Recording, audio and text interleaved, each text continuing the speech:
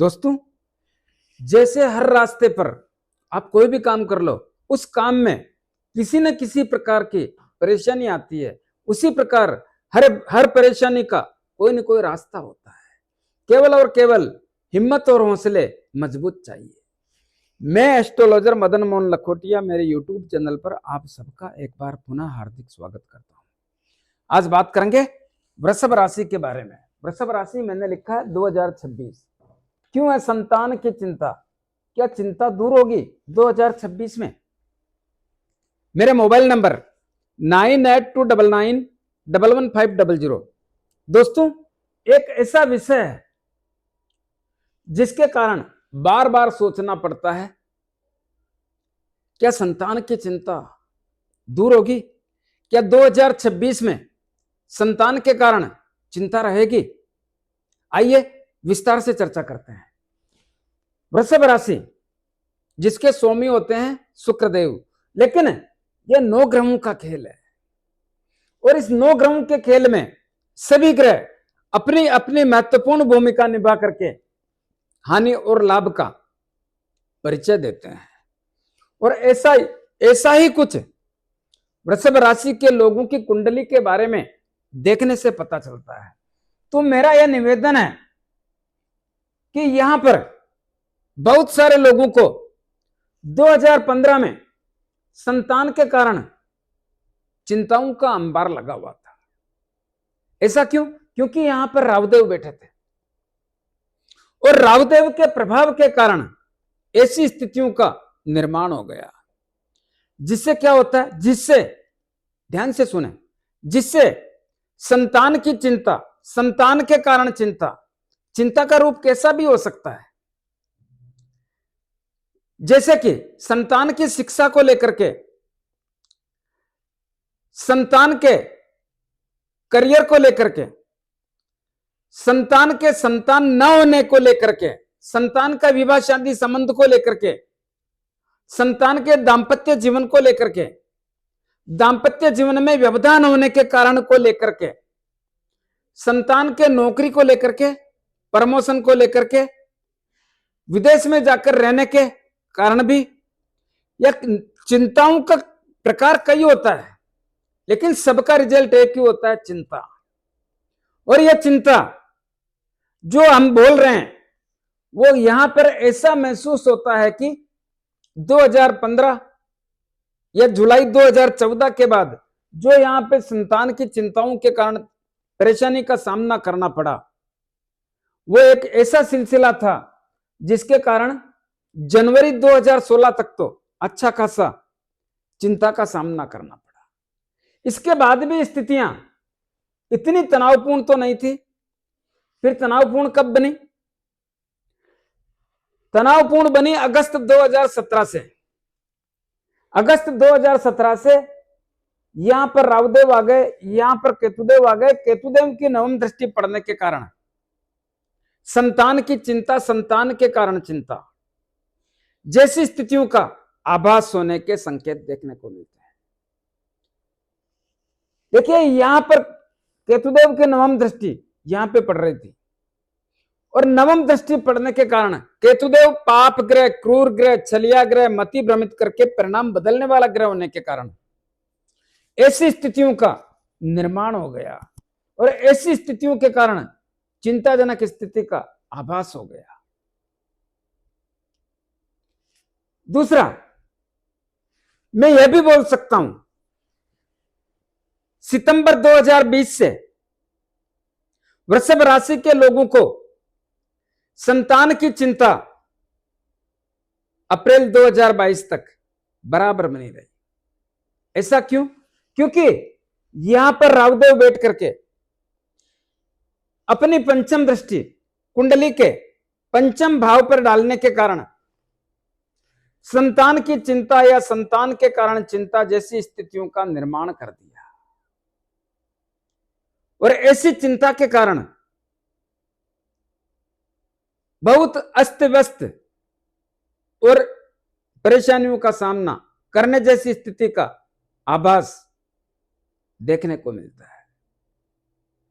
तो क्या स्थिति सुधरी? ना, सितंबर 2020 से लेके अप्रैल 2022 तक ऐसी स्थितियों का लगातार तनाव और पीड़ा जैसी स्थितियों का सामना करना ही पड़ा।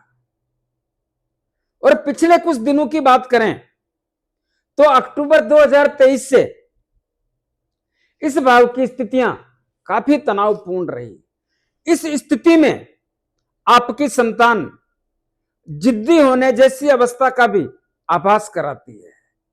शिक्षा के क्षेत्र में जो आपको चाहिए उनसे दूरी करने के सिम्टम्स देखने को मिलते हैं। इस समय में संतान की चिंता या संतान के कारण चिंताओं में बहुत बड़ी वृद्धि हुई। शिक्षा के क्षेत्र में एक आलस जैसी स्थिति, टालने जैसी स्थिति, मति भ्रमित करके परिणाम बदलने जैसी स्थिति का निर्माण कर दिया, जिसके कारण शिक्षा के क्षेत्र से बड़ी उन्नति या जो चाह रहे थे वो करने में तकलीफों जैसी स्थिति का आभास करा दिया। इस समय में शिक्षा के क्षेत्र से भी बड़ी सफलता प्राप्त करने में तकलीफों जैसी स्थिति का ही आभास देखने को मिलता है। ऐसा क्यों? क्योंकि यहां पर केतुदेव बैठे थे और यहां से राहुदेव की भी सप्तम दृष्टि पड़ रही थी, जिसके कारण आपकी मति भ्रमित करके लक्ष्य से दूर करने जैसी स्थितियों का आभास होता है। इसी समय में जिन लोगों को संतान चाहिए, जो लोग संतान प्राप्ति के अवसर तलाश रहे थे, उनको भी बहुत बड़ी तकलीफ का आभास देखने को मिलता है। लव एंड रिलेशन की स्थितियां इस समय मजबूत ना रही। क्यों? क्योंकि लव एंड रिलेशन में आपके जिद्दीपन जैसी स्थिति के कारण, आपके स्वभाव के कारण, आपके व्यवहार के कारण, आपकी भाषा ठीक नहीं होने के कारण लव एंड रिलेशन की स्थितियों में तकलीफ और तनाव जैसी स्थितियों का आभास देखने को मिल रहा था। तो यहां पर शिक्षा के क्षेत्र के कारण कहीं ना कहीं तकलीफों जैसी स्थितियों का निर्माण हो गया। आपका ध्यान बटा करके आपके ध्यान को डिवाइड करने जैसी स्थितियों का निर्माण कर दिया। तो ऐसी स्थिति कब तक रही दोस्तों? ऐसी स्थिति 18 मई 2025 तक रही। ऐसा क्यों? क्योंकि राहुदेव 18 मई को स्थान परिवर्तन किया, तब तक ऐसी स्थिति, और केतुदेव 18 मई को कुंडली के चौथे भाव में गए, तब तक ऐसी स्थिति का निर्माण देखने को मिलता है। ऐसी स्थिति के कारण तनाव जैसी पोजीशन का सामना करना पड़ता है। तो क्या 2026 में स्थितियां बदलेगी? बिल्कुल बदलेगी। क्या संतान की चिंता दूर होगी? दोस्तों, अगर थोड़ा सा भी ध्यान दें तो मामला काफी हद तक आपके पक्ष का और मजबूत बना हुआ है। ऐसा कैसे? देखिए, कुंडली के एकादश लाभ भाव में शनिदेव विराजमान है। शनिदेव यहां पर बैठ करके सप्तम दृष्टि आपकी कुंडली के पंचम भाव पर मित्र ग्रह बुधदेव की राशि पर डाल रहे हैं। बुधदेव इनका मित्र है और पंचम भाव किसका होता है? संतान का ही होता है, संतान के सुख का होता है। पंचम भाव पर शनिदेव की दृष्टि पड़ने से संतान के कारण जो चिंता थी उसमें कमी आने के या सुधार होने के या चिंता दूर होने के संकेत देखने को मिल रहे हैं। हाँ, मैं मानता हूं अगर आप प्रयास करेंगे अपनी संतान को समझाने का, जिद्दीपन में कमी लाने का, तो स्थितियां काफी हद तक आपके पक्ष में मजबूत बनने के योग देखने को मिलते हैं। केवल और केवल प्रयास यही करना है कि किसी भी बात को समझ करके उसके परिणाम को समझने का प्रयास करें तो आपके लिए बेहतर रहेगा। अगर आप ऐसा करते हैं तो आप किसी भी क्षेत्र में बड़ी सफलता प्राप्त कर सकते हैं। इस समय में आप कैसा भी एग्जाम हो, कैसा भी इंटरव्यू हो, कैसा भी परीक्षा हो, कैसा भी टेस्ट हो, उन सब में थोड़ा सा भी प्रयास करें तो आपके लिए महत्वपूर्ण उपलब्धि के योग शनिदेव बनाएंगे। क्या ऐसा होगा? बिल्कुल होगा। सावधानी क्या रखनी है? अपनी मति को मजबूत बना के रखें, जिद्दीपन से दूर रहें। तो जिद्दीपन कैसे? जिद्दीपन शनिदेव का स्वभाव थोड़ा ऐसा ही होता है और हर काम को शिक्षा के क्षेत्र में करना है तो करना है। ऐसा क्यों? क्योंकि शनिदेव कहीं ना कहीं आपके मति भ्रमित करके आलस उत्पन्न करने की अवस्था का आभास कराते हैं। इसीलिए इस बात का विशेष रूप से ध्यान रखें। तो आप अपने कार्य क्षेत्र में, अध्ययन के क्षेत्र में, शिक्षा के क्षेत्र में बड़ी उपलब्धता हासिल करना चाहते हैं तो आपको इस बात में सावधानी रखने की आवश्यकता पर जोर देता हूं, तो आपके लिए बेहतर रहेगा। दोस्तों, अगर आप 2026 में इसका लाभ लेना चाहते हो तो प्रयास करें।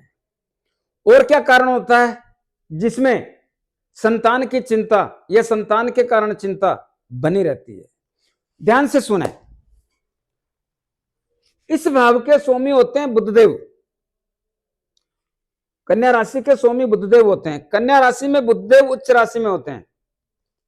अगर बुधदेव कुंडली के दूसरे धन के भाव में होते हैं तो भी अपनी राशि होती है मिथुन राशि, और यहां पर होने पे भी स्थिति बढ़िया रहती है। लेकिन कुंडली के चौथे भाव में बुधदेव आ जाते हैं तो इस भाव से 12वें हो जाते हैं, और 12वां बुधदेव होने के कारण शिक्षा के क्षेत्र में सफलता ना मिलने देते हैं, संतान की चिंता देते हैं, संतान के कारण चिंता देते हैं। कहीं ना कहीं एक ऐसा सिस्टम होता है जो संतान की चिंता का एक सिम्टम्स बना रहता है। तो इस बात का ध्यान रखें। और क्या हो सकता है? अगर बुधदेव कुंडली के छठे भाव में होते हैं तो भी परिणाम अच्छे नहीं आते हैं। कुंडली के अष्टम भाव में होते हैं तो भी परिणाम अच्छे नहीं आते हैं, अच्छे नहीं आते हैं। या कुंडली के 12वें भाव में होते हैं तो भी शिक्षा के क्षेत्र से परिणामों की, अच्छे परिणामों की उम्मीद रखना ठीक नहीं होता है, ठीक नहीं होता है। इसी प्रकार अगर बुधदेव मंगलदेव के साथ बैठ गए तो भी स्थितियां बढ़िया नहीं होती है, या नीच राशि में बैठ गए तो भी अच्छे परिणामों की उम्मीद रखने में तकलीफों का सामना करना पड़ता है। तो इस बात का विशेष रूप से ध्यान रखने की आवश्यकता पर जोर देता हूं। तो आपके लिए ये ध्यान रखने की आवश्यकता ही है कि हमारे पंचम भाव के स्वामी बुधदेव की क्या पोजीशन है आपकी कुंडली में, कहां बैठे हैं, किसके साथ बैठे हैं। अगर ऐसा देखिए, मंगलदेव के घर में बुधदेव और मंगलदेव मित्र नहीं है तो वहां थोड़ा तकलीफ होता है, तकलीफ होता है। इस बात का ध्यान रखें तो आपके लिए बेहतर रहेगा। और कुंडली का अष्टम भाव भी ठीक नहीं होता है, वहां पर भी अच्छे परिणाम कैसे आ सकते हैं? 12वें भाव में अच्छे परिणाम कैसे आ सकते हैं? नहीं होता है ऐसा। तो क्या करना चाहिए दोस्तों? पंचम भाव की स्थिति मजबूत करनी है, ताकतवर बनानी है, इससे लाभ लेना है, शिक्षा के क्षेत्र से बड़ी सफलता प्राप्त करनी है, शिक्षा के क्षेत्र से नाम करना है, कैसा भी एग्जाम हो, कैसा भी इंटरव्यू हो, सब में सफलता पाने के लिए प्रतिदिन क्या करें? बुद्धदेव के दर्शन, गणेश जी महाराज के दर्शन करें। अगर प्रतिदिन संभव नहीं है तो बुधवार और शनिवार गणेश जी महाराज के दर्शन करें तो आपके लिए बेहतर रहेगा, बेहतर रहेगा। इस भाव के स्वामी गणेश जी महाराज हैं, यानी बुद्धदेव और बुद्धदेव गणेश जी महाराज की आराधना करने से काफी हद तक ठीक कर देते हैं। तो ये प्रयास करना चाहिए। तो दोस्तों, आज के लिए बस इतना ही। कैसा लगा मेरा वीडियो? ज्यादा से ज्यादा लोगों में भेजें, लाइक अनलाइक जो भी करना है करें, कमेंट्स अवश्य दें और सब्सक्राइबर्स करने की कृपा करें। धन्यवाद। जय श्री राम।